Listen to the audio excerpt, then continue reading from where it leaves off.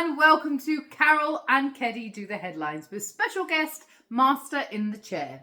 And this week we're doing things a little bit differently. We are heading back in time to the 1950s, and the reason is we are sadly not going to be in each other's company for a good few weeks. So we thought we'd do something a little bit different just to keep you fully entertained. So, headlines from the 1950s. Headlines Tell from the me. 1950s. I didn't read the news back then either. Headlines from that time. So, obviously in the 50s, Queen Elizabeth came into queenage. She was crowned queen. And there she is, doing a little thing. Yeah, and that was quite a big thing at the time. Female ruler. Very pretty. Yeah, very nice. I think she was a great queen. Yeah, she was there for a while, wasn't she? I think she was the longest reigning monarch, was she not? Fact check that, please, Master in the Chair. She is the second longest reigning monarch in the world. 70 years and 214 days. She is the longest British monarch. After King Louis the... several numbers. 14. King Louis the 14th. So Queen Elizabeth reigned for 70 years. And Louis reigned for... 72 years. Wow. That's a long time. And she was only 25. She was only 25. Not much older than you. No, that's 3 years older than me. I don't think I'm ready to be a queen in 3 years, you know what I mean? I don't think I could handle all that. I better tell Charles now then. Tell me, give it to someone else. I can't do it. I think that's great. Yeah, I think she was a cracking queen. When she passed, she was up in Scotland, in Balmoral, and then her hearse came down to Edinburgh. It did. I was there. Yes, so was I. Did you go and see it? I personally didn't. I was on my way to work and I got stuck in the middle of Edinburgh because I was trying to get to my pub and everyone had flooded the streets to see the procession. Well, it was miles long, miles and miles and miles long. Yeah, the wait to see her, and then I believe it was just as many miles in London when her body came down there. She was well loved, that is for sure. Yeah. So people queued for over 24 hours to see her coffin. Over 24 hours to see her coffin. Yeah. And it wasn't an open casket. No, it was closed. just the coffin. Amazing. Yeah. Amazing. Yeah, it was well loved woman.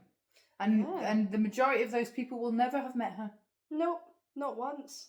I didn't. No. I've met Anne. You met Anne? I've met Anne, yeah. Where did you meet Anne? I did a guard of honour for Anne when I was Barry Manish. Yes, here I am right there. That's my luscious locks. Barry Manish, Barry Gadgie, they're... Garibaldi. As Carroll calls it, the Garibaldis. Yes. So in the Scottish borders and in Edinburgh, they have riding of marches and festivals. So yes, these festivals and the village that I'm in, we get called the Barry Manish and Barry Gadgie, which means best girl and best boy in the Gypsy language. And we represent the village all over the Scottish borders and beyond for a whole year. So it's good fun. I did a guard of honour for Princess Anne way back when in 2012. Yeah, incredible. Yeah. Absolutely incredible. I love it. So yes.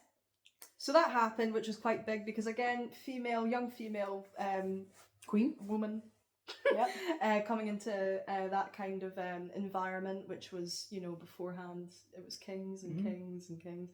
And Apart from Victoria, she was there. Yeah, and there was a lot of pressure on her to take that on. Again, I don't think I can handle that. It was a time where most establishments would have been patriarchal ran. What advice would you give to a young Queen Elizabeth starting out in a male-dominated field of politics and government?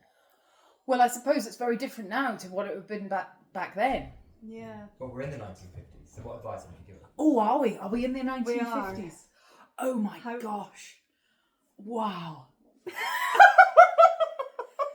Imagine.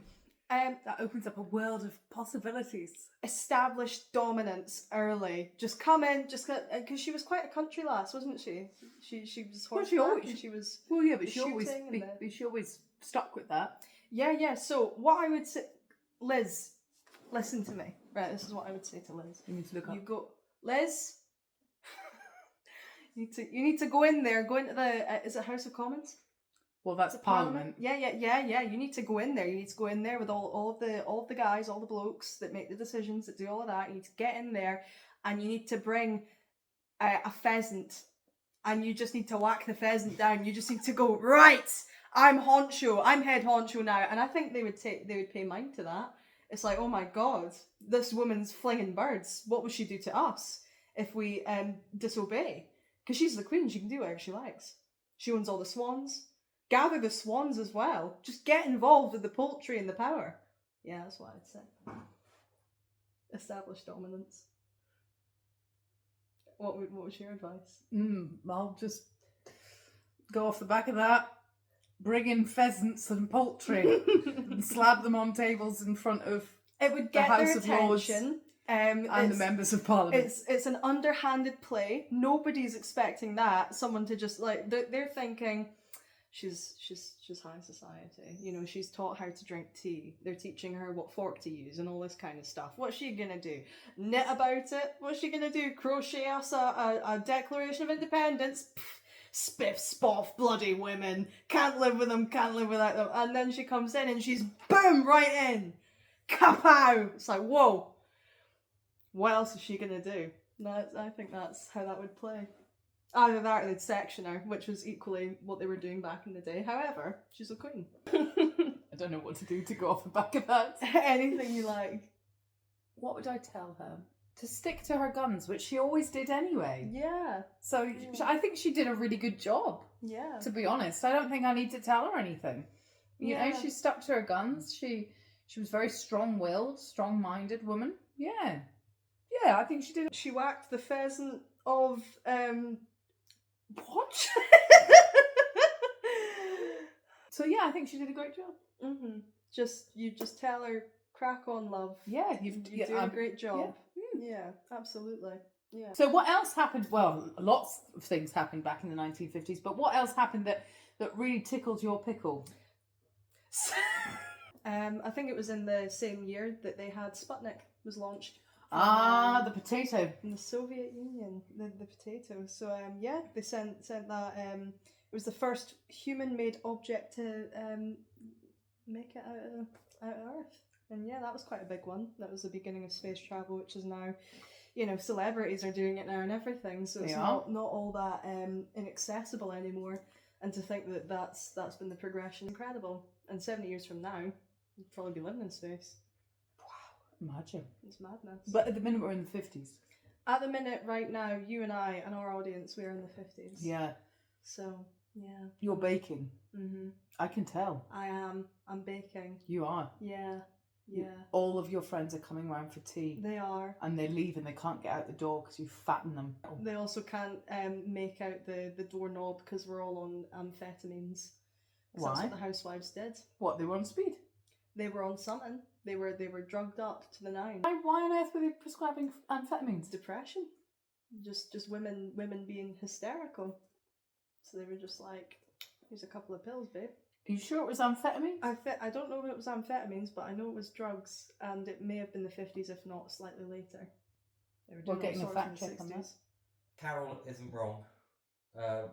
Women post World War II used diet pills, which were often amphetamines, to fit this new ideal, this new look of body type. Oh, it was nothing to do with depression then. Oh, it was just wanting to be skinny. Oh, and doctors did prescribe it as well. So yeah. Oh, what? For depression? America's first amphetamine epidemic. It actually started in 1929 and lasted until 1971. No wonder they look so happy in those bloody posters taking the pie out the oven. Whacked out their faces. No wonder everything was in bloody jelly. Honey, I'm home. Why's the ham in the jelly? Look at them. An advert from the time. Look at them. Advert from the time. Oh, wow. Carroll, would you like to hear some of the food that you'd be creating for this dinner party that we're having? And am I whacked out my face? UK, the 1950s were the age of spam fritters, salmon sandwiches, tinned fruit with evaporated milk, always fish on Fridays, and a ham salad, along with a popular Scottish treat that gained popularity in the 1950s, the tonic tea cake.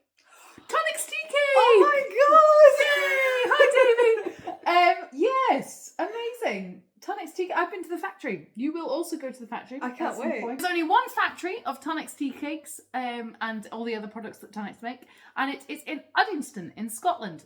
My friend Davey works there. So yeah, Phenomenal. fabulous. I love that. The top movies of the 1950s. We have everything from Ben-Hur No. to Cat on a Hot Tin Roof, Vertigo, to All About Eve. And I have a question for you about All About Eve. Tell me, I've never watched it. I've seen Okay, one of these. so All About Eve is about an older theatre actor being usurped by a younger female actor. Literally the younger female actor coming in and taking the place of the older female actor. Is there a celebrity across time that whose career you'd like to emulate? Gillian Anderson. The Queen. I like Meryl Streep. Actor or anyone, the Queen. I reckon I could have done that. You just I said could usurp the Queen. You just said 10 minutes ago that you don't think you're old enough to be Queen. No, but then I've taken the advice that I gave Liz, and now I'm feeling very confident. Actually, Okay. I think that if someone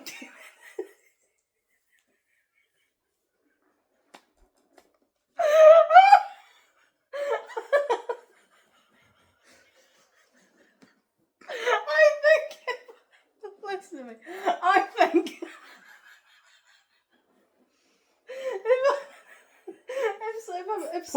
think if some lady from the future came to me in the 50s and I'm out my face on amphetamines and went, you can be the Queen, take this and it's a pheasant. Yeah, man.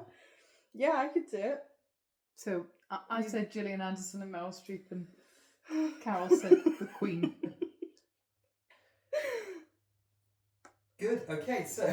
Now it is time for Master in the Chair's question of the week. And I do believe it is 1950s related. I am correct. So, on this day, July 11th, but in the 1950s, the iconic children's TV show Andy Pandy debuted on the BBC.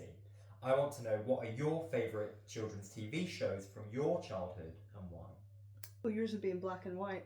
Did you have to like move the slabs like really fast in front of you? Is That's that what exactly happened? what happened. Yeah, no, I didn't even have a telly. It was a flip book. It was two sticks. Yeah, exactly. I trying to create fire for humanity. I entertained myself with puppets.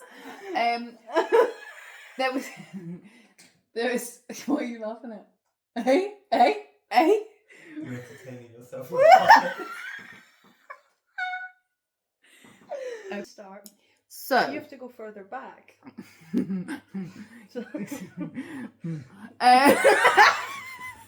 There was a one called Rosie and Jim. A bit of Rosie, actually. I mean, she was ginger, but no. I'm googling this because I'm gonna. I feel like I'm gonna be offended. Tell me about Rosie and Jim. So yes, they were on an old chug boat, and it went Rosie and Jim, Rosie and Jim. Oh yeah, I'm strolling offended. around on the road. Oh, she wasn't gingerhead. Jim was gingerhead.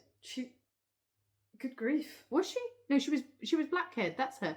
And they had this man there, and his name was John. He steers the boat.